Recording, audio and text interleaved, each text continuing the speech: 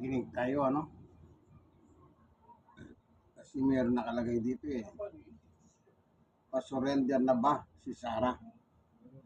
Nagkikipag-usap na raw sa admin. Attorney Ricky Tumutorgo. Kasi napapabalita nga, mga kabunyog, napapabalita na nagre-request daw ng closed door meeting si Sara Duterte, sila lang daw ni PBBM. Surrender na ba si Sara? Oh, magkikipag-usap na daw sa admin eh. Oh, yan ang pag-usapan natin, mga kabunyog, mga kababayan. Yan ang pag-usapan natin. So, ang totoo kasi niyan, mga kabunyog, mga kababayan, ang popularidad ni Sara wala na rin. Nakaramdam ni rin sila niyan. Sabi nga ni Congressman Benny Abante, galing ito kay Congressman Benny Abante, sabi niya,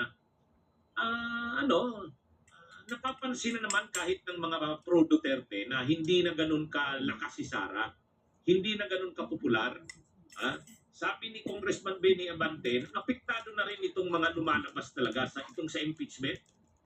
Kumbaga malaki ang epekto kasi nakikita ng taong bayan, ebidensya at ebidensya. Ay di ba dati noon laging ambog pambibig nila? Mayroon ba kayong ebidensya? Okay, ngayon tinampak ka ng ebidensya. Ngayon tinampak ka ng ebidensya. Ay noon di ba laging sinasabi ng mga DDS, nagsampa naman kayo ng impeachment kay VP Sara, wala naman kayong ebidensya. O yun, tingnan nyo. Ang daming ebidensya. Nahihirapan na nga yung depensa na i-counter yung mga ebidensya. Talagang kumbaga, apektado talaga si Sara dito sa impeachment na to. Kaya sa mga surveys, talagang yung nung una kasi, ang pinagmamalaki ng mga DDS, sigurado na si Sara sa 2028. Pero ngayon, kahit sa mga survey, lahat ng surveys, mag-OCA, mag-Pulse Asia, mag-SWS, lahat na survey firms ay nag-a-affirm na pababa na nga ang survey rating ni Sara. So anong ibig sabihin niyan? Ibig sabihin niyan, apektado.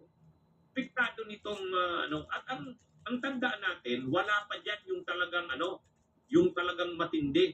Ang matindi diyan na talagang maghuhubad kay Sara ay yung unexplained wealth.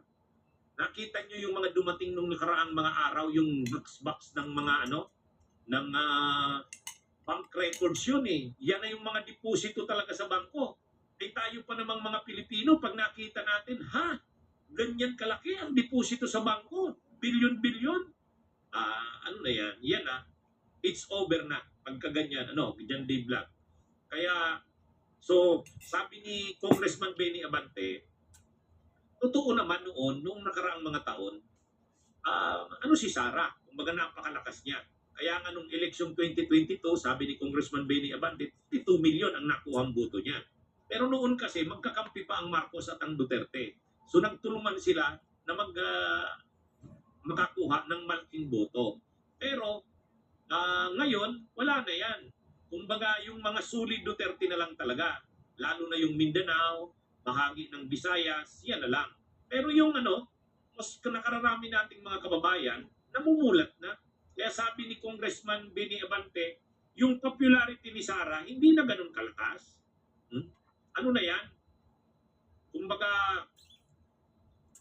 malinaw naman yung nakikita na yung mga survey ng iba't ibang survey firms, yung trust rating, yung tiwala kay Sara, saka yung performance rating, pabagsak na. Hindi na kasing popular si Sara di tulad ng mga 2022, yung pagka-upo pa lang nila. 2022, 2023, pero nung mula na nung mahiwalay na yung unity, mabiyak na yon, nagsimula ng lalo na ngayon, itong impeachment. Maraming mga shout out Oscar Takalan, shout out sa inyo. So maraming mga dati kahit papano napapaniwala pa ng mga Duterte, pero ngayon nababawasan na yan. Kaya sabi ni Congressman Benny Abante, ano na yan, mahirap ng makarecover pa yan. Kasi sa susunod na mga araw, mas grabe ang kakaharapin ng kampo ng Duterte. Kasi yung mga susunod na mga issues, lalo na yung unexplained wealth, hindi pa yan nakita ng ating mga kababayan. Kasi yung mga tungkol sa confidential funds, nakita na natin yan doon sa pagdinig sa Kamara eh. Pero dito sa unexplained wealth, itong mga deposito sa bangko, alam natin maraming deposito sa bangko. Pero magkano? Magkano? Diyan, malulula ang sambayan ng Pilipino pag nakita yan. Pag nakita yan ng mamamayang Pilipino, halimbawa, isang deposito, 10 million, 50 million, tapos pag tinotal mo, ilang bilyon na yan. Ang sunod na tanong dyan, paano niya naman nakuha yung, halimbawa, 5 billion na yan? Mayor ka, magkano bang sweldo ng mayor? Kahit vice president ka, magkano sweldo kada buwan? Di ba? Kahit yung asawa niya, lawyer yon, hindi ka naman kikita ng bilyon-bilyon sa pagiging abogado. Kaya, mahirapan sila niya, mahirapan. Kaya, sabi ni Congressman Benny Abante, pabagsak na ang popularidad ni Sara Duterte. So siguro ngayon, dahil nga nararamdaman na nila yan, parang hindi na sila nakakasigurado na mananalo sa 2028, nag-iisip na ng plan B. Kumbaga, paano na? Ito pa mga kabunyog, tambak na rin ang mga kaso ni Sara, naglilitawan na. Itong grave threats niyang kaso, maglalabas na ng arrest warrant yan, ang korte. Kahit pa sabihin nating bailable naman yan, imagine mo, vice president ka, aarestuhin ka, pupusasan ka, at kukunan ka ng mugshots. Di ba nakakahiya sa kanya ito? Kaya ngayon, taranta, nagpapanik ang kanyang mga abogado na magawa ng paraan na huwag maglabas ng arrest warrant ang RTC. Kasi siyempre na-file na yung kaso sa RTC, ang sunod dyan ay warrant to arrest. Si Director Matibag ng NBI, naghihintay na lang ng timing. Sabi niya, siyempre ang NBI, kasama ng iba pang law enforcement agencies katulad ng PNP, CIDG, pag lumabas ang arrest warrant, arestuhin nila yan si Sara.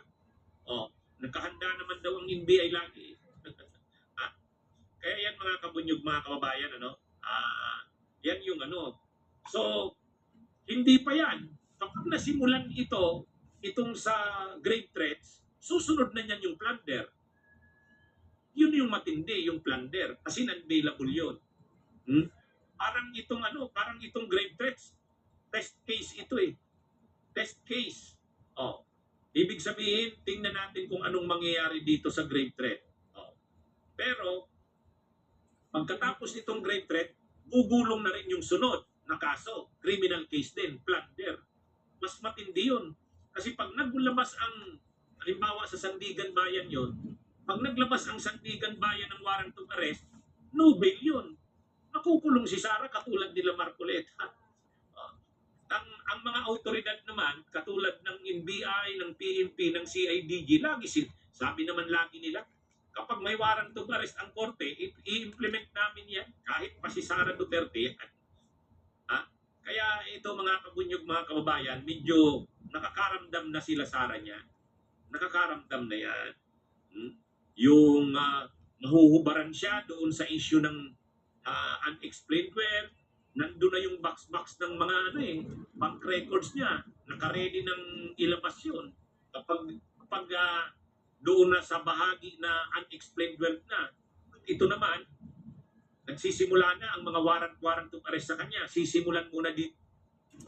Alam niyo po kasi, pag vice president ka, ibabasahin ako sa Biblia. Sabi po ni Apostol Pablo, Roma 13:1, magpasakop kayong lahat sa mga namumuno sa pamahalaan. Sino bang namumuno sa bansang Pilipinas? Di po ba si Pangulong Bongbong? Mula sa Vice President hanggang sa pangkaraniwang tao sa lipunan, dapat magpasakop kayong lahat sa Pangulong Bongbong. Eh, ang problema, ayaw magpasakop nitong Duterte si Sara. Manapa, lumalaban siya sa gobyerno at pinapapatay niya pa. No joke kanya pa. Pinapapatay niya si Bongbong, yung asawa si Lisa at yung pinsan ni Bongbong na si Speaker Romualdez. Oh, tuloy natin. Sa verse 2, kaya ang mga lumalaban sa pamahalaan ay lumalaban sa itinatag ng Diyos o itinalaga ng Diyos. At dahil dito, parurusahan niya sila. Oh. Yung palang lumalaban sa gobyerno, ang Diyos ang magpaparusa. Hindi po si Bongbong. Ang Diyos ang magpaparusa. Kaya lahat ng lumalaban pala sa gobyerno, nagagalit sila kay Bongbong. Ang totoo niyan, ang Diyos ang nagpaparusa sa kanila. Yan po ang sinabi ni Apostol Pablo, Roma 13:1-2. Tuloy. Kapag doon na sa bahagi na unexplained wealth na, ito naman, nagsisimula na ang mga warrant of arrest sa kanya. Sisimulan muna dito sa grave threat. Bagamat available yan, pero pag lumabas ang warrant of arrest niyan, kukunan siya ng mugshots niyan. Ang kasunod niyan, magsasampa na naman ng panibagong kaso, plunder naman. Ay kasi yung lahat ng mga nangyayari, yung mga pinag-uusapan na yan sa impeachment, yung lahat na yan na pinag-uusapan sa impeachment, sa laki ng pera, 612 million na confidential funds nilustay mo. Oh, hindi ba? More than ano yan? Sa plunder naman, 50 million eh. Ayun, ang tindi ng ano dyan. Ha? Ang mga ebidensya pa naman, ready na. Bakit ready na ang mga ebidensya? Nandiyan na oh. Nandiyan na. Nakita na natin sa trial. Diba? Nakita na natin sa impeachment trial. Tapos pag lumabas yung mga bank records ni Sara, ebidensya na naman yan sa kanya. Oh, ebidensya na naman yan. Kaya sa totoo lang, hindi na mahihirapan ang ombudsman pag-file ng plunder sa Sandigan Bayan. Ang bilis-bilis na yan. Ang bilis-bilis na yan. At itong grave threat na ito, ano lang to, parang test case. Parang testing lang. O, di ba? Testing lang yan. Titingnan lang kung anong magiging reaksyon ng mga korte. Anong magiging reaksyon ng mga korte. Inaasahan naman talaga yan. Siyempre, gagamitin nila yung issue na si Sara ay Vice President, impeachable official yan, so hindi dapat kasuhan. Pero hindi. Hindi naman siya immune from suit. Bakit hindi siya pwedeng kasuhan? Di ba? Bakit hindi siya pwedeng kasuhan? Ang immune lang from suit, ang President, ano yan mga kabunyog, mga kababayan, hindi siya pwedeng tanggalin sa pwesto except sa pamamagitan ng impeachment. Yan ang ano. Pero yung pagkaso sa korte ay hindi yan hindi siya accepted yan. Vice President ka lang naman eh. Hindi ka naman president eh. 'Di ba? Kahit pa yung mga ibang impeachable officials, pwede yang kasuhan. Ibig mong sabihin, halimbawa Chief Justice ka ng Korte Suprema, nakapatay ka ng tao, hindi ka pwedeng kasuhan? O sige nga, sagutin nyo nga yung tanong ko. Yung mga DDS dito, Chief Justice ka ng Supreme Court, nakapatay ka ng tao, hindi ka pwedeng kasuhan pala. Di ba? Ang binibigyan lang ng kanyang pribilehiyo under sa Constitution, ang President. Bakit ang President lang? Kasi, hindi libre ang Vice President. Hindi po talaga libre ang Vice President sa demanda. Di ba? Ang binibigyan lang ng kanyang pribilehiyo under sa Constitution, ang President. Bakit ang President lang? Kasi napakaraming trabaho ng Presidente. Pag kinasuhan mo ang presidente, haharapin niya ang kaso na yan na lang, mauubos na ang oras niya dyan. Pangalawa, nakakahiya sa presidente. Pag kinasuhan mo ang presidente, sa panahong nakaupo pa siya, pag-uusapan yan sa buong mundo. So, parang ano dyan, hindi yan mangyari, hindi malalagay sa kahihiyan ang presidente. Pag nalagay sa kahihiyan ang presidente, malalagay sa kahihiyan ng bansa. Hindi siya pwedeng kasuhan. Kahit may nagawa siyang krimen, hindi siya pwedeng kasuhan sa korte. Immune siya from suit. Patapusin niyo muna. Tapusin niyo muna. Pero yung immunity from suit extends only to the president. The other officials, kahit ka pa impeachable official, pwede kang kasuhan. So ngayon, ano na to? Itong sabi ni Director Matibag, ano yan? Ready na daw silang mag-arestuhin si Sara basta lumabas ang aresto. Yan. Alam yan ni Sara. Alam din nila yan na si Matibag pa. Sus, hindi sila sasantuhin ni Matibag. Naka-ready talaga yan. Kaya ginagawa nila ngayon ng paraan na huwag maglabas ng arrest warrant ang RTC. O di ba nag-file sila ng motion na huwag maglabas ng arrest warrant ang RTC? Hindi natin alam kung pagbibigyan ng RTC yan. Ang request kasi nila, magkaroon daw muna ng oral arguments kasi wala daw jurisdiction ng RTC sa kaso ni Sara kasi nga impeachable official daw ito. Anyway, sa nangyayaring ito mga kabunyog, nakakaramdam na ang mga Duterte, sila Sara, na delikado na ang lagay nila. Ano na yan? Alam nila yan. Pabagsak ka na sa survey. Ang tiwala ng tao nawawala na. Pagkatapos tinesting na dun sa grade threats. Diyan sa grade threats, makakasuhan na siya, makukulong siya, pero makakapagpiyansa.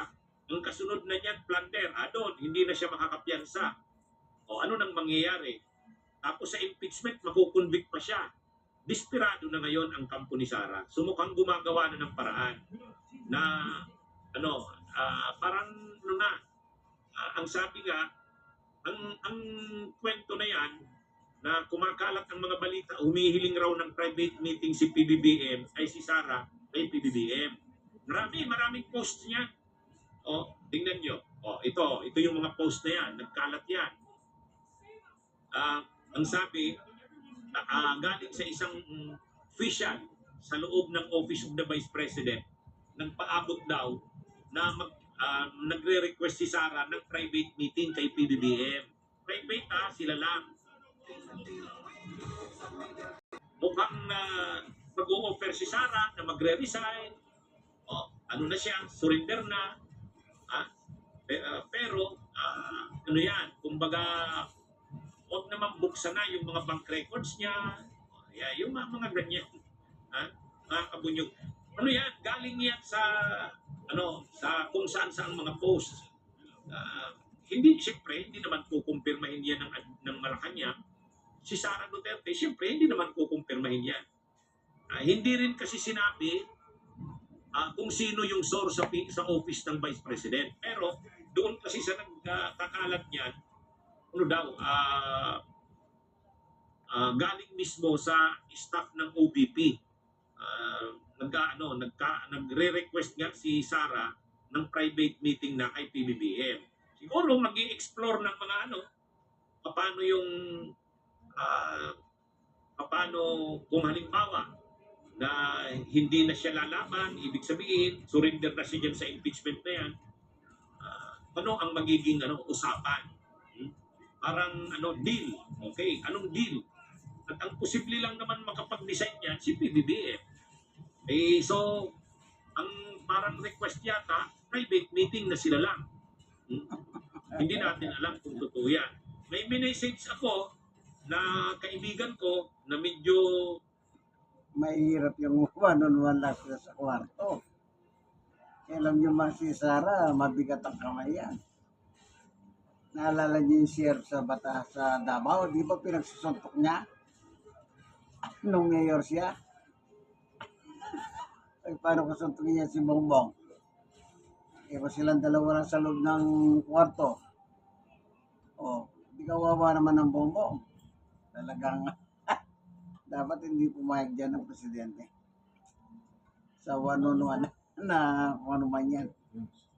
Mas mabuti, sagutin na lang ni Sara ang lahat ng akusa sa kanya sa impeachment. Parang request yata, private meeting na sila lang. Hindi natin alam kung totoo yan. May minessage ako na kaibigan ko na medyo may connection sa Malacanang, hindi ko napapangalanan. Sabi ko, ano ba to pre? Ano ba to? Totoo ba to? Private meeting daw ni Sara at PBBM. Ang sagot lang sa akin, no. No. No. Pero ang reaksyon ng mga tao talaga, wag. Wag, Mr. President. Huwag kang maniniwala dyan. Huwag kang papasok sa bikang niyan. Hindi, pero sa totoo lang talaga, sa sitwasyon ng Duterte ngayon, pag tinignan nyo na, ano na talaga sila? Durog na ang Duterte. Madurog na yan mga kapunyog mga kababayan. Unang-una, si Digong nakakulong sa ICC. Magsisimula na ang trial niya sa November 30. Ano na yan? Pangalawa, si Sara Duterte, malaki ang posibilidad makukonvict yan dyan sa impeachment trial na yan. Kahit hindi pa siya makonvict yan sa impeachment trial na yan, mahuhubaran siya dyan. Nandun na yung mga box-box ng mga ebidensya sa kanya, bank records na yun, matindi yun. Papayag ka ba na mahubaran sa publiko na ganito ang mga deposito mo sa bangko? Di ba? Ano yan? Kung noon kay Corona, kay dating Chief Justice Corona, ang pinag-uusapan lang na deposito sa bangko ay 100 million halimbawa na bibigla na ang taong bayan, ay dito pa kaya billion-billion yan. Billion-billion yan. Nakikita nyo naman yung mga boxes na dumating doon. Alam nga naman yung mga box na yun, walang laman. Di ba? Di ba? Alam yan. Hindi, alam yan nila Sara. Ang tanong ngayon. Kaya nga parang kung titingnan nyo, kahit yung defense team parang matamlay. O tingnan nyo yung mga veteranong lawyers ng defense team. Nagpapakita ba? Wala eh. Ang pinapasubo lang yung mga bata eh. O, tapos talagang doon pa nga lang sa confidential funds, nangangapa na sila ng depensa.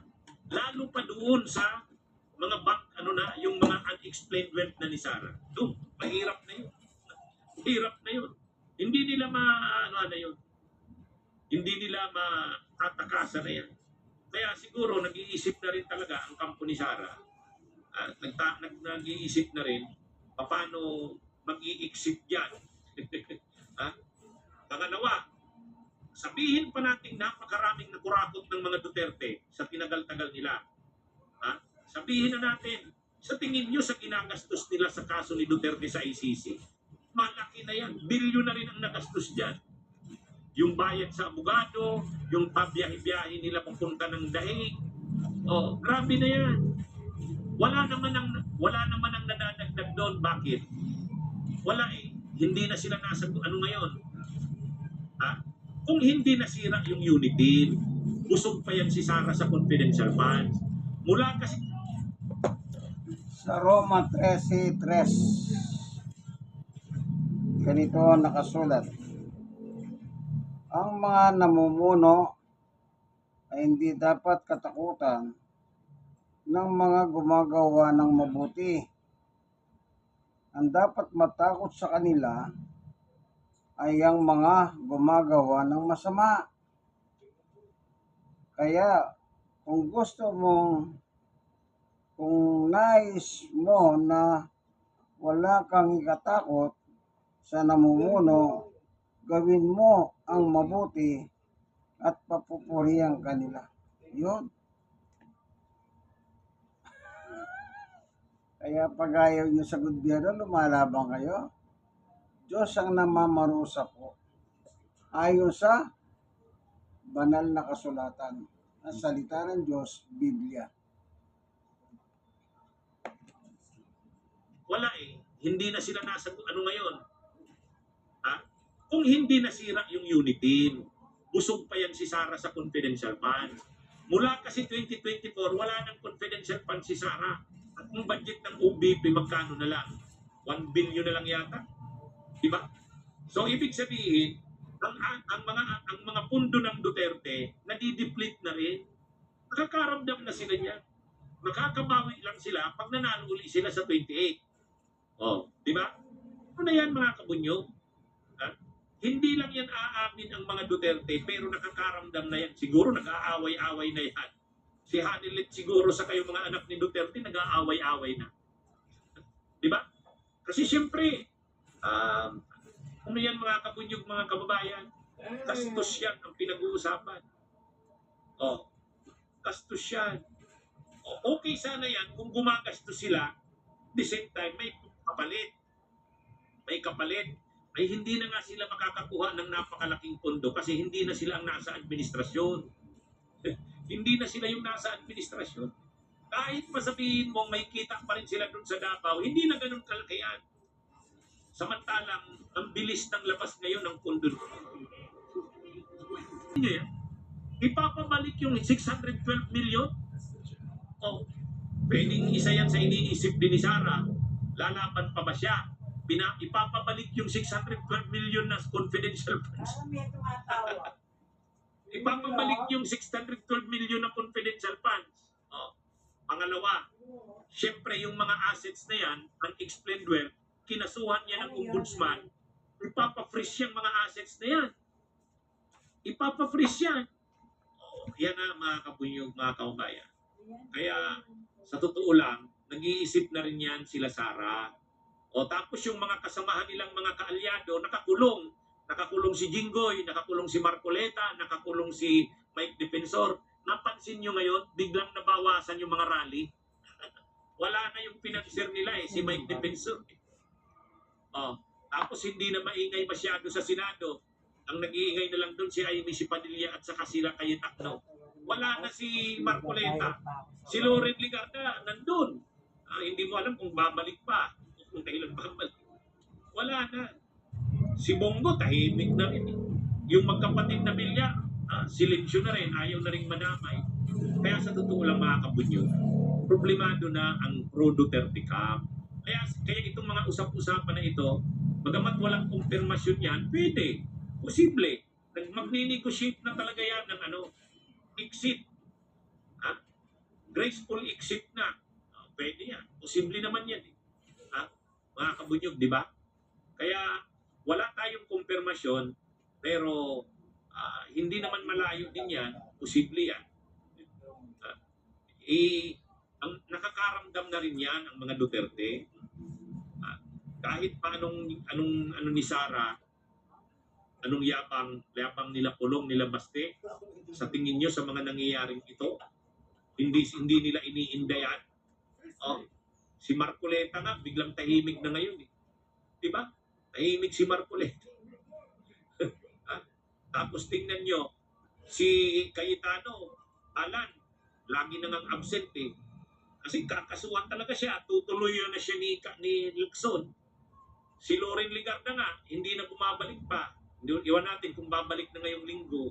Di ba? Ano yan, mga kabunyo? Nadurog na ang Duterte.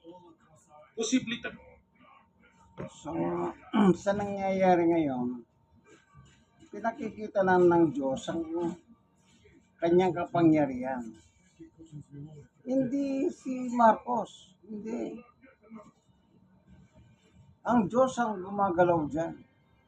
Kasi nasa Biblia Sana kung walang batayan sa Biblia, kita mo si Pangulong Bongbong, hindi.